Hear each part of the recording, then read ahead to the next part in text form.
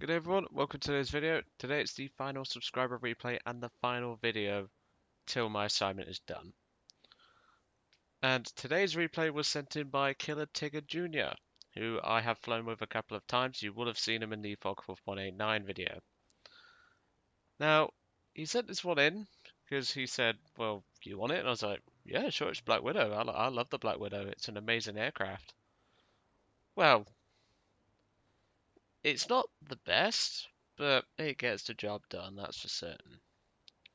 So the plane itself was meant to be a night fighter, and it was designed to, well, intercept targets during nighttime with its front-mounted radar nose. This is why the nose is so long. This entire front section here should be a radar, but obviously it's not modeled in game.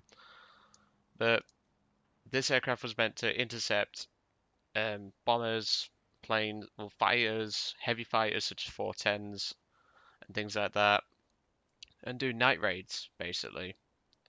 The plane itself was armed with four 20mm cannons, and it was also armed with a quad-mounted 12.7mm turret, which you would have seen similarly on the B-29.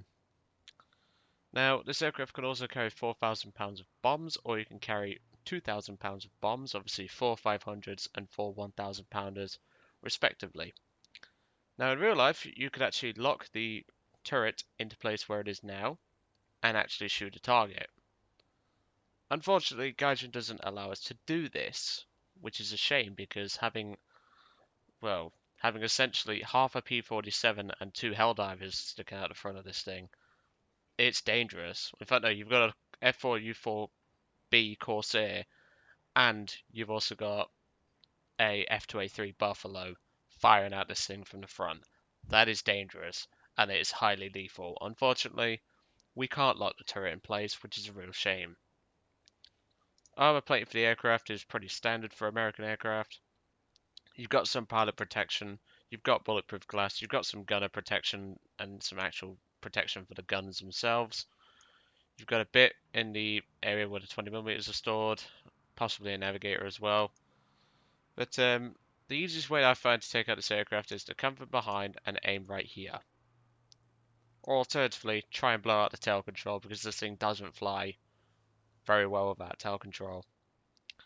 But anyway, let's get into the replay and show what KillerTigger actually got up to.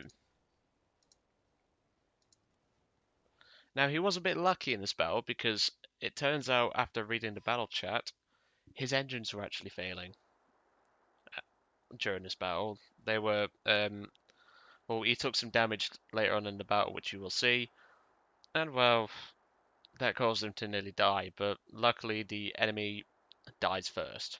He was kind of lucky. And with a map like this, you ain't exactly going to put down a P-61 on a carrier all that well. So here's KillerTigger in his P-61C1 Blackwidow. It's a good aircraft, this is. It's just not... it doesn't really do much anymore in War Thunder. I mean, it's great for 10RB.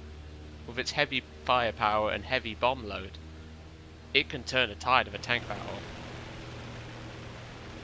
I might have to take this thing myself out in a 10RB. I've seen a couple of people use it, but I've never actually used it myself.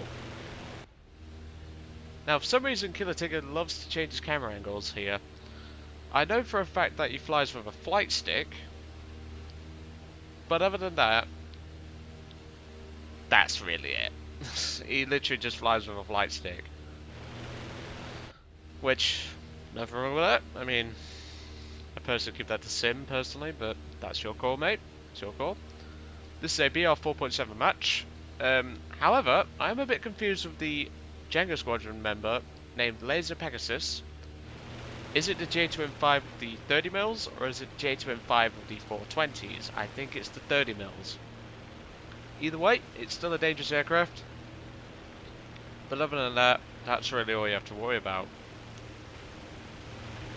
Now you can see he's got quite a few decals across the aircraft. He's obviously got Berlin Express on the right wing, and some sort of decal on the left wing. Miss Sunshine in her P-47D decides to crash. I don't know how you could. You mean you get an air spawn, but hey, Allied pilots. Now this aircraft, well, this battle is actually really close to a loss. But now KillerTigger is actually answering the L-81's question about how do army planes repair and reload on this map. If he was a captured point mate, the match would end just naturally. But the best way to try it is to go for a carrier landing.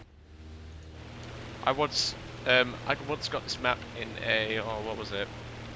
I think I was sprayed in the KI-100, which you will see in this battle as well. Well, one of them.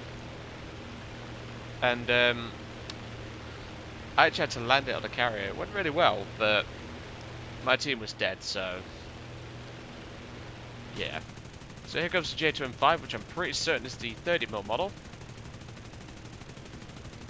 Now, for some strange reason, KillerTigger loves using his turret. I mean, I don't blame you, mate. But if we take a look, if we just pause it right here, we can see if I am correct. Yes, those are the 30mm. Just thought I'd check. So let's continue. I thought it was the 30mm model, it's just I hadn't had time to check. I just wanted this replay over and done with. Get it out there. KillerTigger gets a nice good bit of, well, showing on YouTube. Not only that, I can start my assignment, because this is sadly the final video that I'm going to be producing.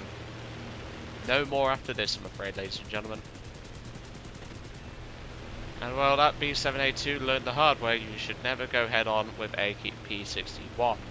There goes KillerTigger's first kill. At this point, he's about to get bounced by 2 enemy planes, I believe. A KI-100 and a J2M2. There's also a Zero, but he doesn't join the party yet. He takes a good smack from the J2M, but he gives the J2M a good smack in return. That's the J2M's engine dead. And you can see here, and there goes the fire on the engine. J2M2s, well, all J2Ms are very vulnerable to engine fires and fuel tank fires, as with most Japanese planes. Second kill, this time with the turret. And here comes I Used to Be Whale in his KI-100, one of the 2 in this battle. There's also a KI-108 on the enemy team, which I actually like. Not many people don't, or not many people do like it, I should say. They don't like it because of its fragileness, but all Japanese planes have been fragile. KillerTigger crits him here, I'm not certain what, probably the engine. Or alternatively one of the wings, it doesn't really say in the actual battle there. One of the battle replay, shall we say. The KI-108 has just been set on fire, and he is going to go down shortly.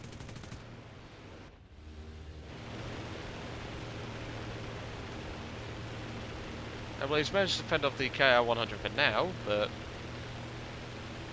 he'll get his revenge on that KI-100, don't you worry.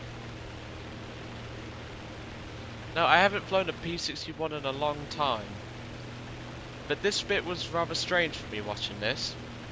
What KillerTigger should have done is brought the nose up and shredded him with the 20mm, but for some strange reason, he decides to use his 12.7 at first, but then he decides, you know what, sod it, I'm going to go for the 20s. Fires a long burst, very long burst, but eventually he gets the bugger. Third air kill. On a KI-100, one of the best Japanese creation fighters ever designed. Even though it's just a glorified Ki-61 with a radial engine in it, but even so it worked really well.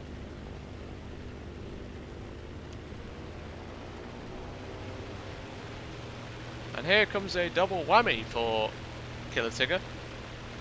The B7 is too busy not returning to base, or he's going for ground targets, maybe like landing craft. He doesn't even notice KillerTigger comes screaming in at nearly 400 miles an hour. The A6M5 doing the same, being blind as a bat. Doesn't notice a P61 gaining on him, and subsequently gets shredded. And KillerTigger's wasting a lot of ammunition here. That will come into view later on. Now you've got 800 rounds, 200 rounds per cannon. but it goes pretty fast, people. The 20mm Americans do fire very quickly. And he goes for another long burst here, which is draining his ammo. But here comes the J2M to try and teach him a lesson, but KillerTigger teaches him a lesson, but takes a big smack in return across most of his airframe onto one of his engines. But don't worry, that J2M got taught a vital lesson: never sit behind a P61. And there's KillerTigger's 6th and final kill for this match. However, in typical American team fashion, most of his team are dead, with just KillerTigger and a P51 Allison engine variant left standing. Don't know why I switched off his engines there, people. He didn't really tell me much about the replay. If you're going to send me a replay, people, please send it to the email address with a sufficient... I'm not saying don't write me an essay. I've got to do one. In fact, I've got to do a couple. Obviously, I haven't started my assignment. Yeah, I've gotten the information I need to begin development of my assignment. But, ow, just wiped my elbow. I now have the information. I can now start... Yawning there, do apologise. But, I can now start development of my assignment. The L81 there is pulling vertical to try and escape the A6M5. I believe the A6M5 actually handles better in the vertical than the Allison engine P51. Obviously that is A6M5 Co, which is the premium variant, which you can get in the, I think it's the 1942 to 1943 Pacific campaign that you could get in the Guardian store. You get the XP38 and that plane. It's basically the same as the A6M5 in the tree. I wouldn't waste your money. I've played part of the American campaign myself. And here you can see where KillerTigger's trigger, well, lack of trigger discipline, I should say, not taking a piss out of you, mate, I'm just pointing out the obvious. He could have had that 0 in that head-on and got himself a 7-kill match. But unfortunately, all that spraying and praying, and not knowing how to lead the 20mm, he's now have ammunition in his 20s. The 50 cals and the turrets are still functional, but unfortunately, KillerTigger's out of ammunition for his primary weapons. If you could fix the guns forward, that would be lovely, but this is Gaijin. It probably won't ever happen. I mean, they still haven't given the Key 45 Co, the Key 45 Hay, and the Key 45 Otsu their 250kg bomb loads that they can carry. They still haven't given the Key 102 Otsu its bomb load. They still haven't given the KI-67 its actual payload of 1600 kilograms. Fed up that was only for short range missions, but even so, anything else I can think of? They have, well, they really haven't given us any Razorback variants. They haven't fixed the German P47, which should be a Razorback variant. And there's so much else that Gaijin don't give a fuck about. They are not exactly going to focus on a P61's ability to lock its turret forward. I don't see the problem, Gaijin. I really don't. Now, unfortunately, the L81 has had to land due to engine damage. And KillerTigger's left engine isn't exactly doing very well either. If we take a look in the... well, by me holding the O key, which is... I'm using my pinky finger and it's actually starting to hurt, so I'm not going to do this for long. KillerTigger's aircraft is pretty badly beaten up, as you can tell. But... yeah. So Round Cake is now currently talking to KillerTigger. And I'm going to pause it here just so I can show you what's going on. So, Round Cake now asks if he can land. KillerTigger, being the nice pilot that he is, allows him. I would do it. Personally, I'd let him land. I've already shot down 6 of you. I'll spare you.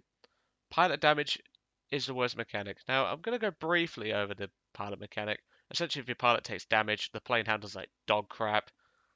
I get what Gaijin are trying to do, but at the same time, it has cost me countless planes.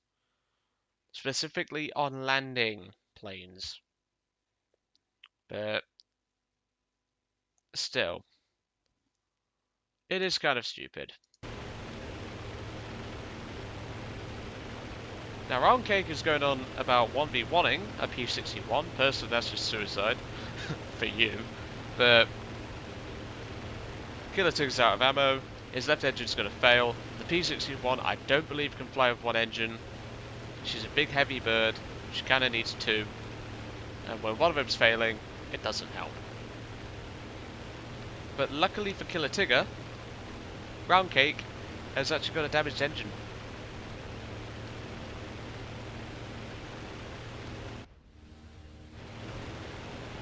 Now, the L81's engine was apparently toast and he tried to land. That's fair enough, but Round Cake's engine has just died. And if we go over to him, whilst he slapped 4 veteran decals all over his plane, even a veteran can't keep the singing the airborne for much longer. Obviously, KillerTigger can keep flying for a lot longer, but a Zero with a dead engine isn't a very good Zero. He's going to keep it airborne. Apparently the engine is black, but it's not off.